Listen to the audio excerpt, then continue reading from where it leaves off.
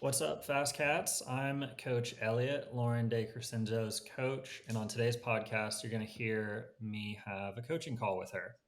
Lauren just placed ninth in a sprint finish for the race win at the Unbound 200.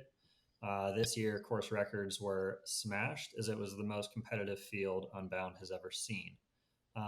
Most notably, Lauren was the only female in the race that was able to break away from the pack and spend some time off the front by herself. We will dive into that and all the details. And welcome back to the podcast, Lauren. Hey, thank you, Elliot. I'm happy to be here and talk some numbers and talk some race recap. Yeah, definitely. So, kind of to kick things off, let's just hear the race recap kind of from your perspective. So, kind of talk us through the race, kind of start to finish and kind of high level. And yeah, give us some of the details about how it went down. Right, yeah. So the spark notes or the super high level version of what happened in the race is we did get our own start, which was amazing. We started 15 minutes after the pro men and 25 minutes before the amateur men, and that was a game changer. Given the course conditions, it was perfect to give us just enough distance to stay away from either end, even though there were a few interactions, but there's always room for improvement there. Um, so yeah, we had our own start, fast pace at the beginning. Not too fast though. We all knew we had 200 miles to go, so it wasn't too spicy, but not too spicy. um, I decided to go around mile 80. I did that because Unbound has never ended as a sprint finish for the 200 in the women's field. I thought that history would repeat itself as it typically does. But at this year's Unbound, history was made. I took a 45-mile flyer, mile 80 to mile 125. The reason I went at mile 80 is there was an attack. There was an attack by the 17-year-olds doing the race, Alexis Hamarillo, and the group was hesitating to bridge up to her. When I saw the hesitation in the group, I thought now is a better time than any. Like as much chaos as they won't expect me to counterattack this move. So this is where I see an opportunity to go. Um, so I went and I went and I went and I went. I went into time trial mode there for 45 miles. I did have a few interactions with the elite.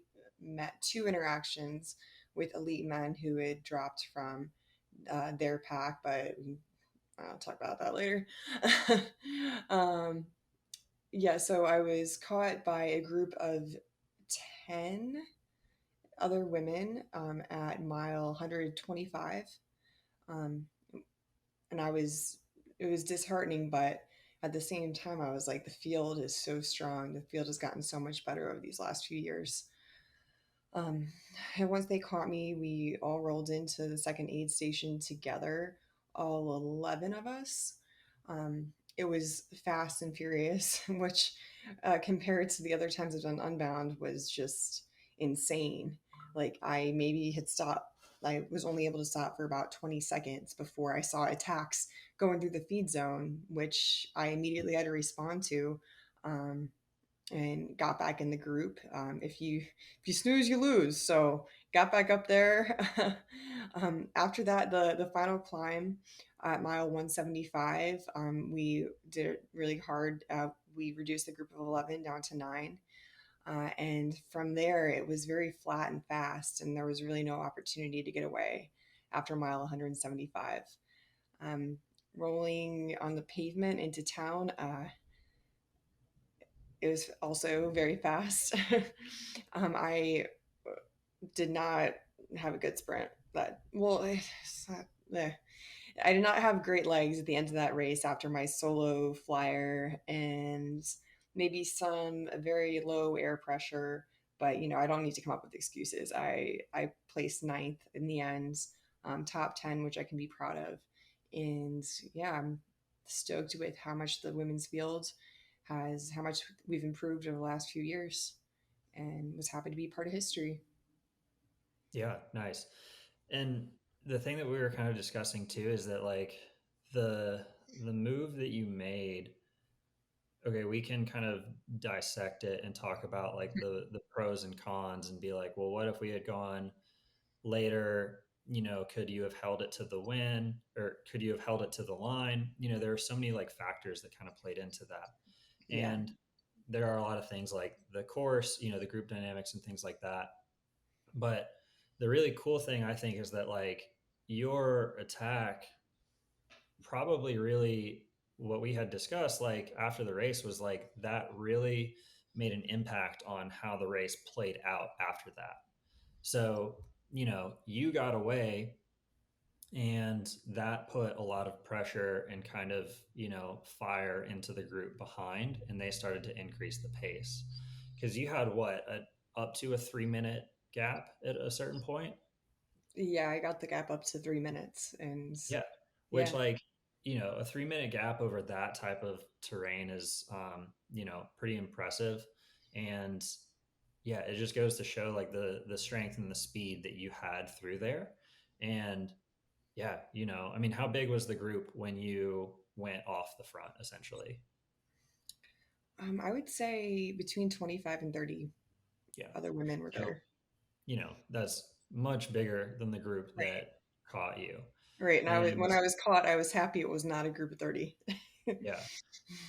And, for context, I was racing as well. And the things that I noticed kind of on the course, and then things that I heard from, other racers as well and other distances and races, was that it was very like um, negative racing, and racing that kind of Yeah. like favored the group. So, what was it like in the group until that point where you went off by yourself?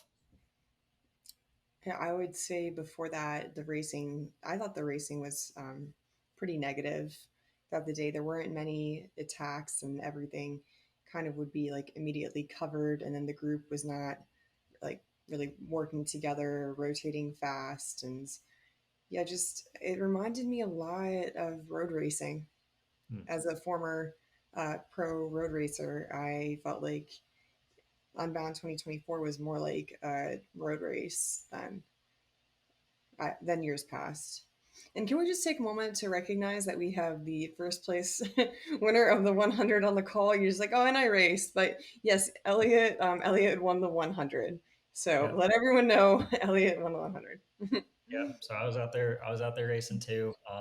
Much different, or much shorter course, but A race, a similar. bike race is a bike race.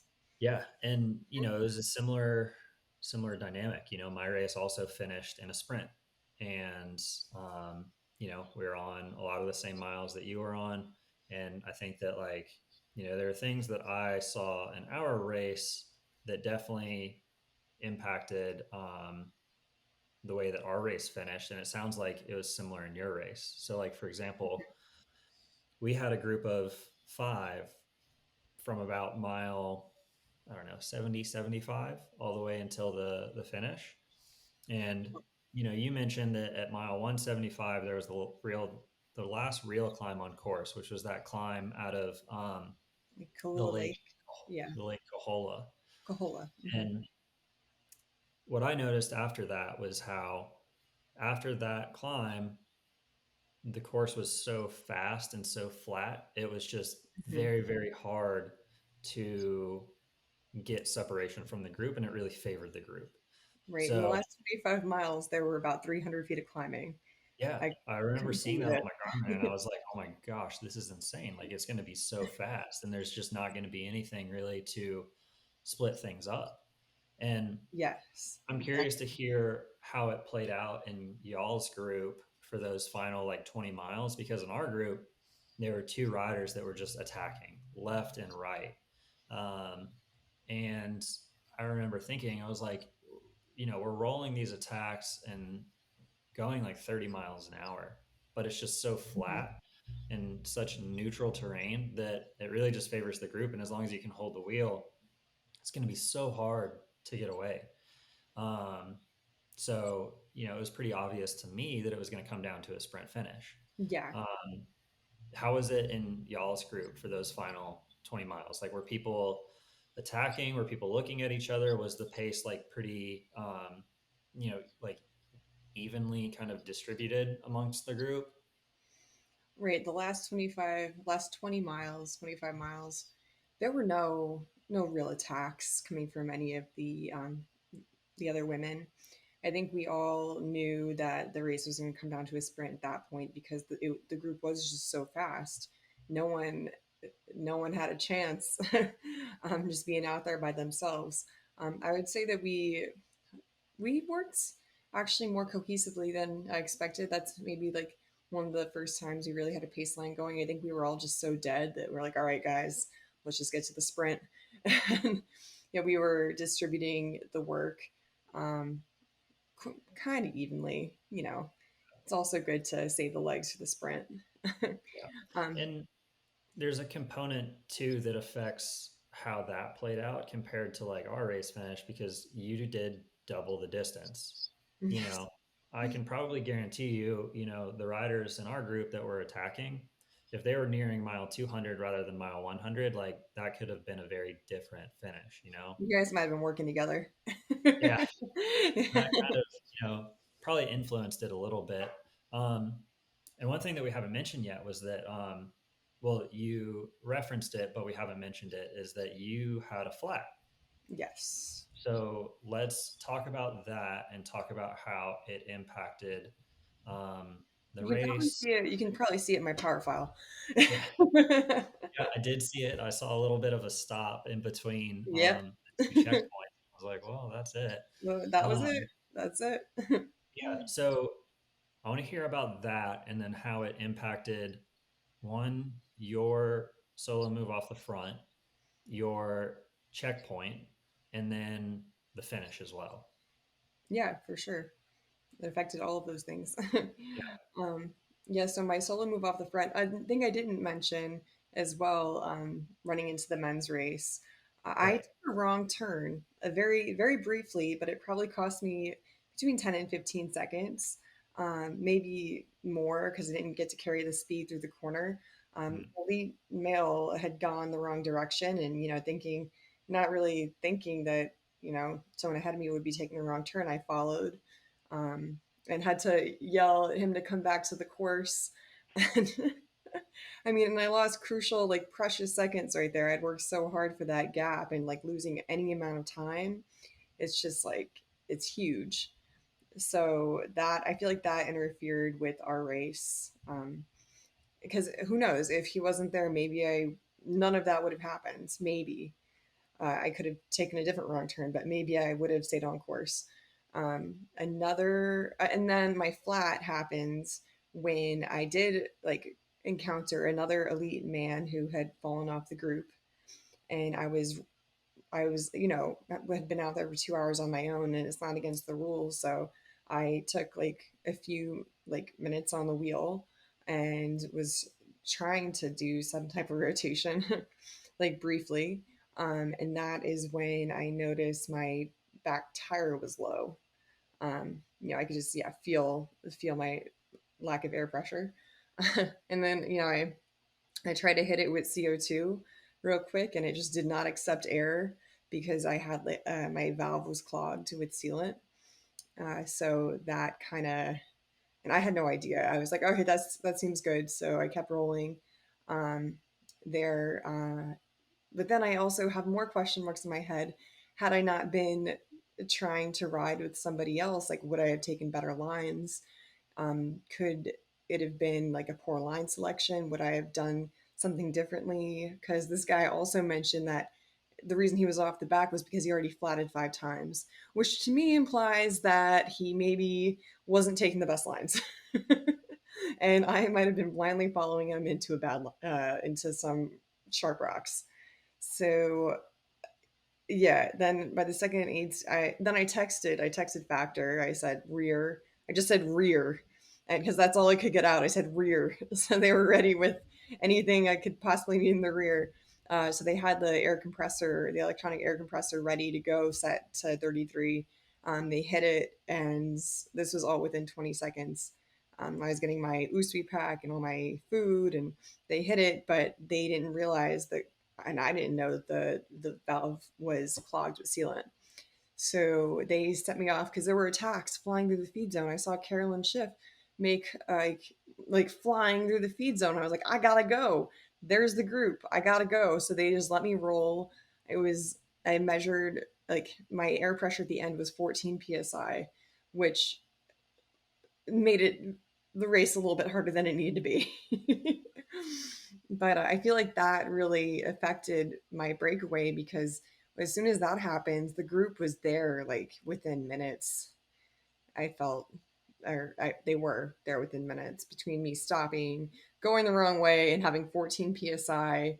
My move was caught quickly, but who knows? Hindsight's 2020. Could have done a lot of things differently, learned a lot of stuff, and we'll build upon that for the next race. Yeah, and you made the comment about the aid station, and that is something that like I experienced and also like witnessed and have heard too. It's just like the speed and the pressure of these checkpoints, essentially, you know? Yes. And Mm-hmm. it's like, okay, maybe had you actually taken the time to properly air that tire up, you could have been 60 or 90 seconds off the back of that group and then chasing. And Right. then you're chasing a group of 8 in front of you in terrain that much, favors a group much more heavily than a solo rider. So, you know, maybe that could have impacted the outcome of the race as well, in a way that like you could have been caught or something like that. So yeah, it's interesting to see how like all of these, events kind of impacted, the finish. Um, Talk to me about the finish itself. So what I noticed was that, everybody talks about that final hill. And it was really interesting because I think you hit that final hill with what, like a mile and a half still to Yeah, go. if that. Yeah, it's very close to the finish. Yeah. So it's like it's very close to the finish, but it's not close enough that you can kind of continue your sprint. So it's either like this is your last opportunity to attack and establish a gap, but you still have to hold it for, a minute or two into the finish. And you have to be strong enough to hold it. Um, so how did those, final few corners play out kind of like from that last hill into the finish straight? Yeah, I feel like it felt like everyone was attacking on that final climb because everyone knew that was their last chance to get any type of gap. So we were going up that really, really hard. Or at least it felt really, really hard at 14 psi on the pavement. I'm not sure. I have to go back and review. But it was fast. It was super fast. Everyone. It was do or die. This is the moment. We've been out there for 200 miles. We're in within a few corners, and everyone was put it all out there on that final climb. Yeah, I didn't have the legs in the sprint or in that climb, so I did finish ninth out of a 9-person sprint. But with the time trial in my legs and just everything else, it wasn't my day. And I've Yeah. never really been much of a sprinter anyway. But Yeah. And it's like, it's not to diminish the result either, because like that result it's a great result, you know. Yes, we did maybe want more like out of that race, and like yeah, we were targeting it, and you showed up to win. But dang, it's like yeah, ninth place in that field on that course in those conditions, like that's huge. um, we were talking about it yesterday or something, I think. If you go back to the last time the North Course was raced in 2021, when you won, the spread of time Mhm. between first and 10th place in 2021 was an hour. This Very year, different. the spread of time between first and 10th place was 4 minutes. And the spread between first and ninth was about 7 seconds. Exactly. Yeah. And then if you take that same hour gap between the winner's time this year and drop that down the result sheet, that takes you to like 30th place. So that's a true, everybody's been saying it, like it's getting faster, it's more competitive. And like that is a true testament to, the strength um, of, the women's field in these pro lifetime Grand Prix races. And it's really cool to see. And, like you said, like the fact that that race has never come down to a sprint finish kind of was, encouragement to go off solo. Exactly. That was our strategy. Hmm. And, we are like, we got to go solo at some point. And, once we get the gap, like we know that that really favors you. And, you know, that didn't happen. It came to a sprint finish, which is crazy. That happened in a bunch of Insane. races. Um, so yeah, there are things to learn for sure, and things that like we will definitely like change up like in the future for training. Um, so Some more yeah, sprinting. Some more some more sprinting. sprint training. Yeah, for sure. And, Hmm. like we've had some implementation of some harder efforts towards the Hmm. end of like really long rides, and I think that we've shown um, good efficiency with that, with like the ability to be durable, essentially, like have less drop in power over the duration of a ride, so that you can still hit like threshold or VO2 max or something after 7 hours.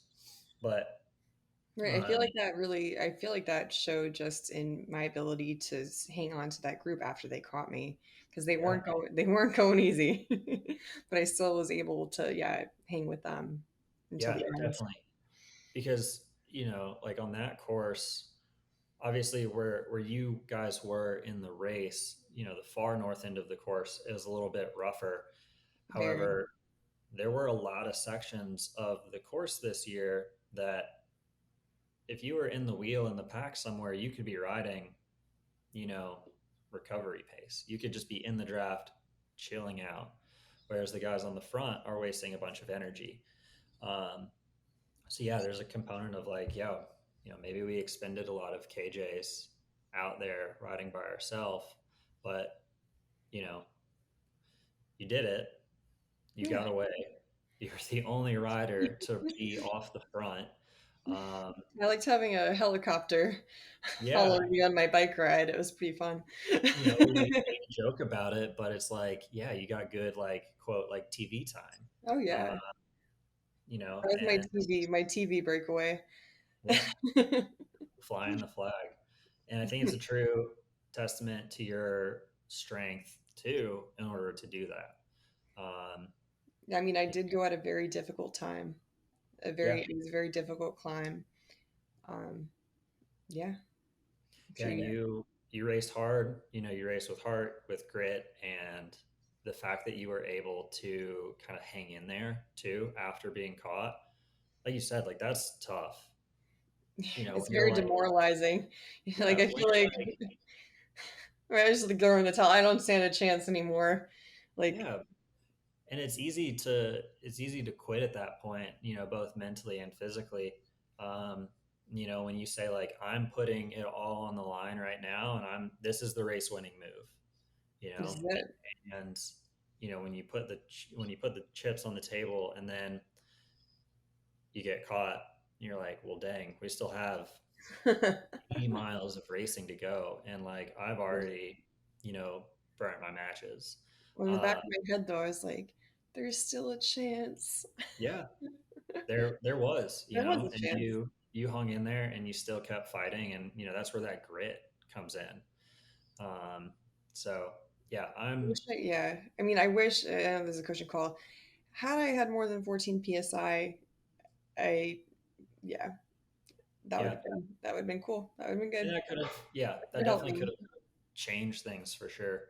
Um, but as everyone says, like that's bike racing. We got to I know. deal with the deal with Unpredictable. the Yeah. variables and all of that. But yeah, all in all, I think like a lot of positives to take away from this race, and we can talk more about kind of some of this coming up. Um, but yeah, super proud with the way that you raced, and I think that it was awesome. I I'm was also also very super, proud of the way that you raced. So, thank you. yeah. Yeah, it was cool to be there and experience that as well. So Yeah, that we was awesome. Yeah. take things for we'll take things away from this and use it for next year, and set our sights on Unbound 2025. Oh, yeah. I So already have the Airbnb reserved for us to go back to. nice. Yeah. For all the Um, listeners here, Elliot, and I, and my husband, our friend Victor, and our other friend, a few of our other friends, we all stayed at a church that was turned into an Airbnb, built in 1885. It was just a really cool experience out in Kansas. yeah, that's Yeah, great. so let's go back to Um, the church.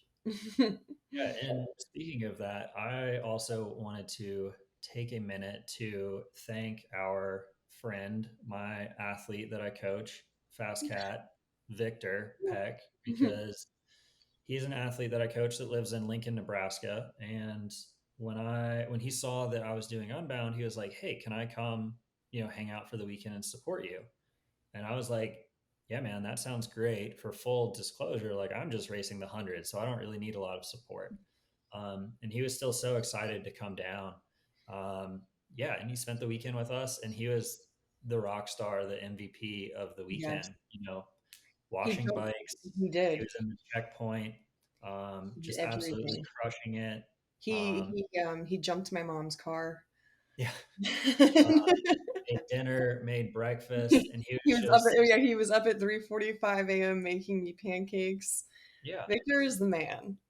So wanted to give a special shout out because Victor, we are very grateful and thankful for you this weekend, and you are definitely a part of the success. So thank you very much for that. Thanks, Victor. Um, so yeah, so I think that that's kind of like a good, I guess, conclusion of like the race itself. But kind of let's talk about um, what's coming next. On to the Uh, next one. so Whenever you're disappointed in a race result, you just have to think there's a bike race next weekend. there's always another bike race. Always another one. So one thing you made a comment, I think yesterday, and I remembered I was really impressed with this. You said that so for context, yesterday was Monday after Unbound, 48 hours after the race. Mhm. You made the comment that your recovery scores were some of the highest you've ever seen in a while or something along They those were lines, quite right? high. I had an HRV in the hundreds, Yeah. which is Which, like, crazy. I was like, man, that is really cool and interesting because you raced for 10 and a half hours in the heat. You had a ripping normalized power, and that is not an easy task. And this effort, being the Unbound 200, takes other athletes and riders weeks to recover from sometimes. Mm. And I think that that is reflective of the volume and the time that we've put in over the last few months of training, that you are handling and absorbing that race load so well. And we're taking a little bit of time off right now for like a bit of like a mid-season break. um, but yeah, you're recovering super Excellent. well, and I think that that's really cool. And um, yeah, I'm Thank you. excited to kind of see how things go when you get back on the bike in a couple of days. Yeah, let's not make it break too long. I Yeah, miss my bike. I miss my bike already. It's been 72 hours. it's a short one. I think we only have one day left. So, Oh, it's so hard to um, stay away. but yeah, it seems, it might seem crazy to some people to like, hear, oh, a mid-season break. Like it's only June 4th and we're only two races into the Lifetime Grand Prix series. But, you got to think that like we've been training so hard since like November already, and we've Yeah, racked up a ton of hours, a ton of time, and we have to consider the fact that your season is so long. You have my to be season's you have yeah, to be on form into late October nearly. October Um, 19th. yeah. So Mhm. I think, it's a really good time now to put in place for that like mid-season break. Take a couple days off, like rest, recover. And I mean, realistically, that's just going to help us absorb this, stimulus of this race a little bit better. But yeah, then we kind of start looking forward to what's next. So yeah, let's talk about kind of like your next, few weeks and kind of some of the, targets for like the second half of the season. Okay, yeah. So what's up next immediately is going to your parents' house, BWR, North Carolina. I didn't have it on the schedule before. I wanted to see how Unbounds unfolded and just how long it would take to recover, but I'm feeling good now. And the elevation profile looks right up my alley. It's 13,000 feet of climbing over 130 miles. Haven't done any of the BWR races this year, so I'm excited to do something that's kind of local in where we have a great place to stay. Because you will also be there racing BWR North Carolina. I will be there. I keep wanting to interview you. so, so up next for you is BWR North Carolina, Elliot. Yeah. Yeah, but I don't like nationals, but this Oh, where's podcast is, that? Where's where is that? it's in Alabama. Oh, okay. Yeah. Yeah, yeah. Um, Um, but yeah, then you make a very big life change. mm-hmm. The best life change possible. Yeah, Jim is graduating from residency, and we are moving back to Colorado. We'll be back in Boulder. Yeah. And So, that sets up kind of like the summer of bike racing really well, I think, too, because, right, right now you live in Atlanta. Atlanta, for those who don't know, is effectively at sea level, about 1,000 feet, and is not yeah, at altitude.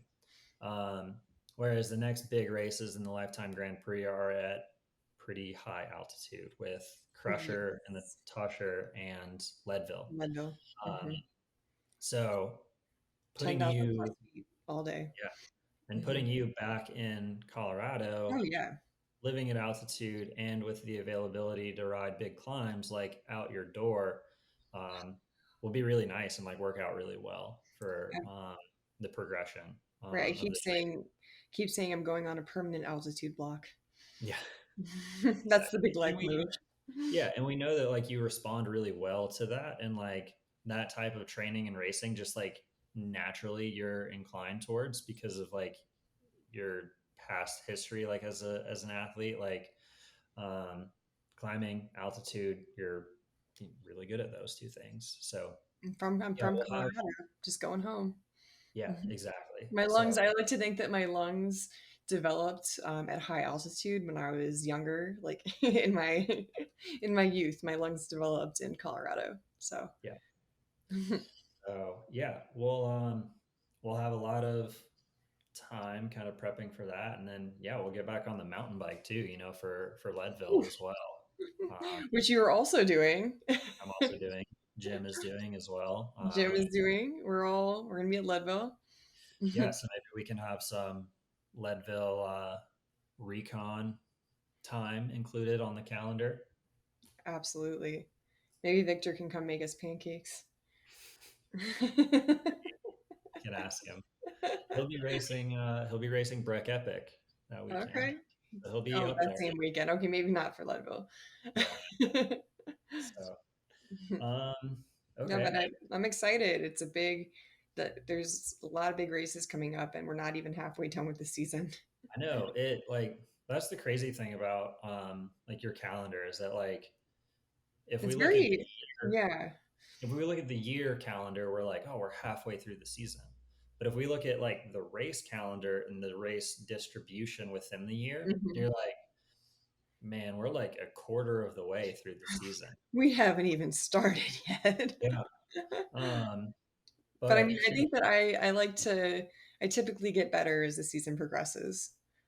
Yeah. Yeah, and that's why we've been putting in so much like big volume like early, and just getting that training loaded like as high as we can, and that is reflective with the fitness that you brought to Unbound, and your quick recovery, and it's not going to be wiped away in a quick off season or a quick mid season break. That's just going to give us time to like shed some of that fatigue and also give us that longevity into the Oh yeah, season so I'm that like totally fine. I'm totally fine. I know I feel fine. then, then come September, October, like we can keep hitting it Yeah, super hard, and we're gonna we're need not to. we're not suffering from like maybe a bit of like a late season kind of not burnout but just kind of some fatigue. Mm. So No, I feel like I'll be rejuvenated, especially given the permanent altitude block. Yeah, I'm yeah. just really excited to get back to some good training and some good altitude. Yeah. um all right, well, I think that's probably a pretty good recap of the race itself, and then kind of you know a good takeaway, and kind of highlighting what we have coming in the next few months. Have you got anything else that you would like to say or kind of touch on? Let's think of the things I learned at Unbound 2024. Yeah, there we go. Yeah, let's This is why I just. have you here, because I forgot that very critical point. Yeah. So what did you learn? What did I learn?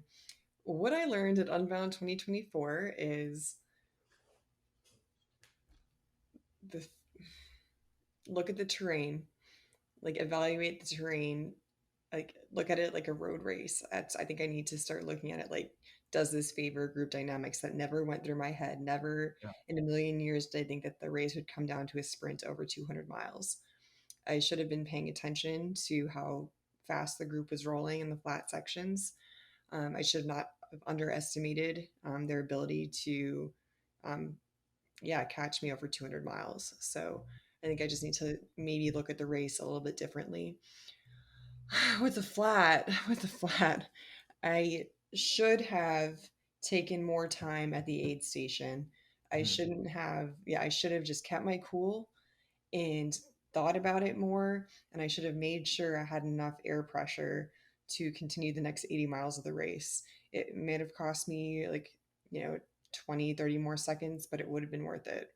Yeah. So I need to just, in my mind, just keep my cool. Just keep my cool. I need to not follow any guys. I need to be like constantly looking at the map in front of me. I have taken wrong turns before on other people's wheels. Um, and I just need to be like constantly aware of where the next turn is, especially those were on city streets through a water oasis town. So I just need to make sure I'm using the right the right streets. Um, and if someone tells me they flatted 5 times, do not take their line. Yeah. Uh, Out of curiosity, what do you look at on what's your main page on your Wahoo that you look at? A map. Yeah. It's the map, and in the corner I have power, and Mhm. the other corner I have speed. Okay. We have identical pages that we look at. So, What matters in race when you're in a race, that's right. all that matters. I didn't So even wear a heart rate monitor. I didn't. Eh. What am I yeah. gonna do about it anyway? So yeah, I like that view because the map in a race like Unbound is really important when there's Yeah. no course markings. Like you got to know where to go. Sometimes in a course like and on a race like Unbound, I'll turn the alerts actually on. Usually, I don't have my computer like making any noises at all, but at certain races, I will, just so I know I don't miss a turn. Right. That's Um, how I knew that he took the wrong turn. My yeah. Wahoo went crazy. But I like having speed on my computer for that reason, because then I can see and make assessments in the race of like, okay, dang, the group is rolling at 30 miles an hour on this flat. And even though like I might want to, make a move and go solo, like that means that I'm going to have to be riding 32, 35 miles an hour. Yeah. So that can be helpful when you start looking at like the speed power Mhm. relationship. Because Yeah. remember, and I tell athletes this all the time, highest power is not what wins a bike race. No. Highest average speed is what wins the bike race. And Exactly. it is, you get the average speed, the highest average speed through, the most effective in the terrain and group, I guess, dynamic application of power. So, you got to be smart with it too. Um, but yeah, I think that those are some good takeaways. And, like we discussed, it's really good things that we can use for next year and prepare for, because of all the conversations that, I've had, that we've had together, that you've had with other people. I don't think anybody anticipated Unbound to come down to a sprint finish, let alone a sprint finish that big. And No. yeah, It's the never game it's is, never happened before. yeah, the game is changing with these types of races, and it's getting more competitive and it's getting faster. And you know what that means is that like we've got to adapt and, rise up to that situation as well. Step up our game So even for next year. It's yeah, going to be faster. It will be faster. we're learning things, and we're going to be applying that to our training coming up. So Yes. cool. Yeah, with that, we can sign off. Lauren, again, congrats on your finish. You raced Congrats on very, your finish. Congrats on your finish as well. you raced well. Proud of the Thank way that you. you raced out there, and yeah, thanks for being on the podcast. And we are all looking forward to seeing how the rest of your season goes. Thanks so So much.